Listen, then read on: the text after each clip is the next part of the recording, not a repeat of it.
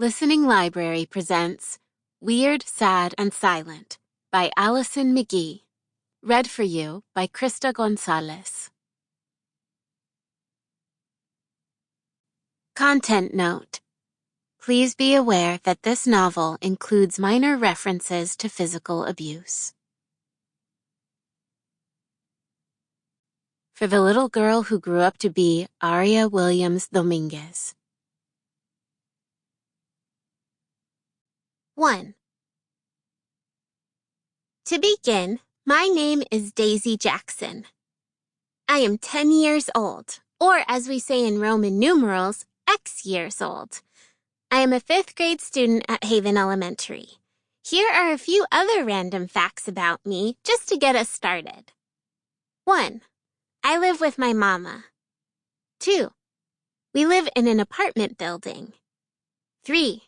Lulu lives next door. 4. Mama works nights for Glorious Clean, an office cleaning company. 5. Offices are busy during the day, so all the glorious cleaners like Mama work nights. 6. That means Mama and I have a few hours together after school before she goes to work, and an hour in the morning before she goes to bed and I go to school. 7. You might think I would get scared at night when Mama's working, but Lulu stays with me, so I don't.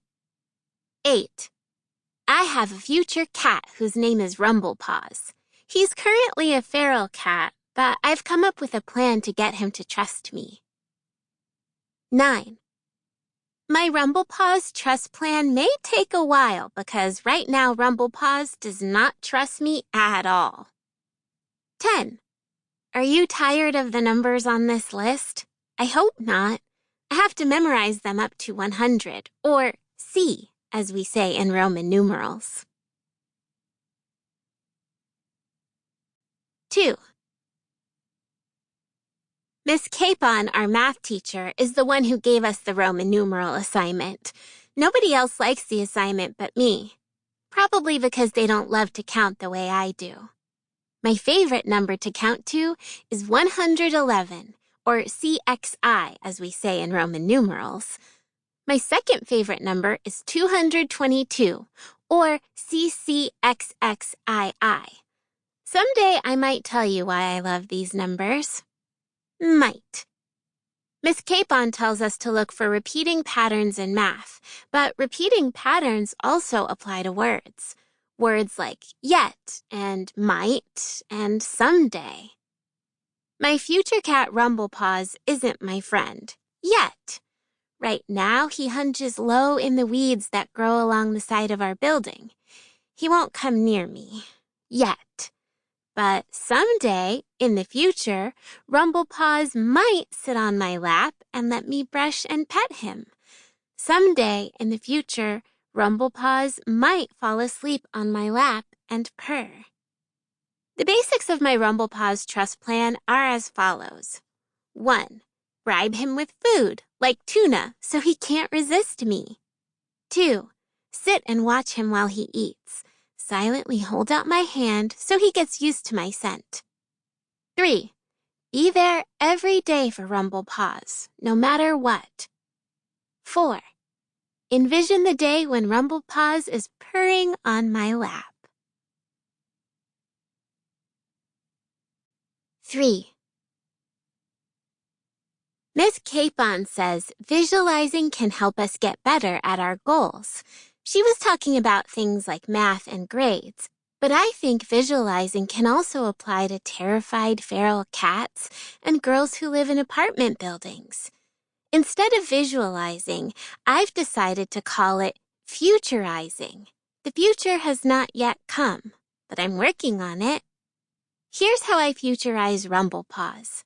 I sit in back of my apartment building next to the clump of weeds, a can of tuna in front of my crossed legs, waiting.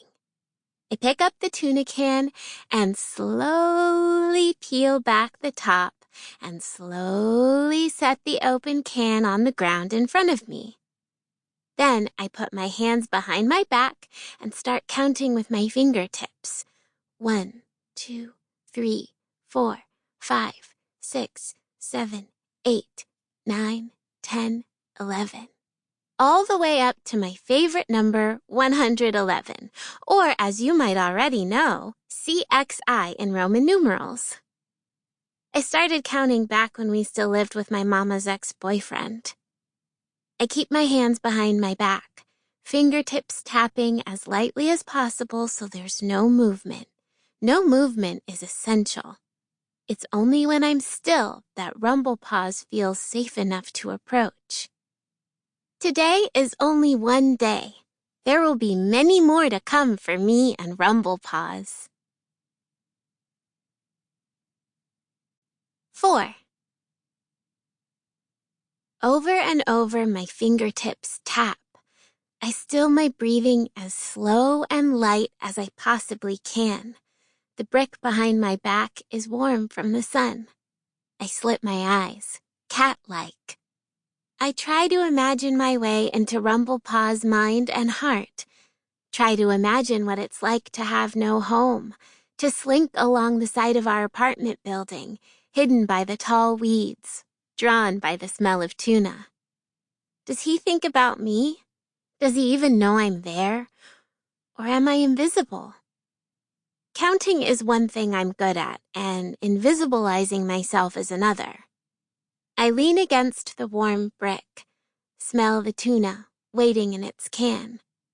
Watch the weeds with slitted eyes, hoping to see them moving, hoping to see my future cat emerge. 1, 2, 3, 4, 5, 6, 7, 8, 9, 10, 11. Wait. Stop counting. Something's wrong. Danger. How do I know? I just do. Always. Maybe I'll explain later. Maybe I won't. Well, well, well. It's weird, sad, and silent, a voice says. Look what she's doing, Sophie. Being weird, sad, and silent, another voice finishes. I know those voices. They belong to Tad and Sophie, bullies of our 5th grade. What are they doing behind my apartment building? Don't look at them. Don't move. Say nothing. 5. It's unsettling how tall some people can seem when you're sitting on the ground and they're looming over you. Tad is grinning the way he does when he's being mean, which is most of the time, but Sophie is not. The can stays steady on the ground in front of my crossed legs. Could she get any weirder? Tad says. I don't think so, Sophie says. I keep my eyes straight in front of me.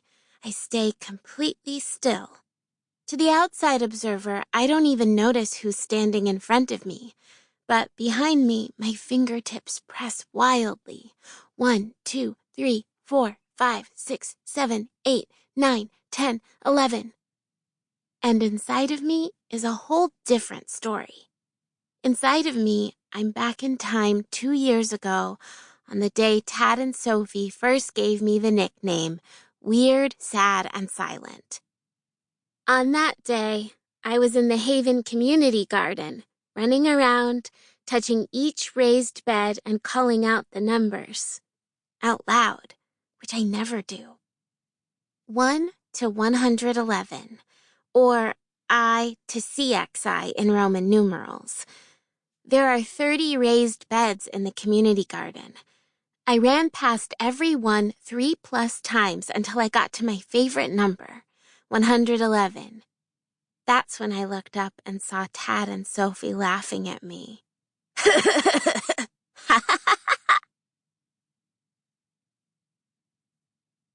6. That was not a good feeling. Correction, it was a terrible feeling.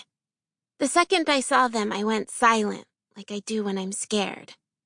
Don't stop now, Tad said. Sophie said, keep on counting. But I didn't say one more word. At school, Sample complete. Ready to continue?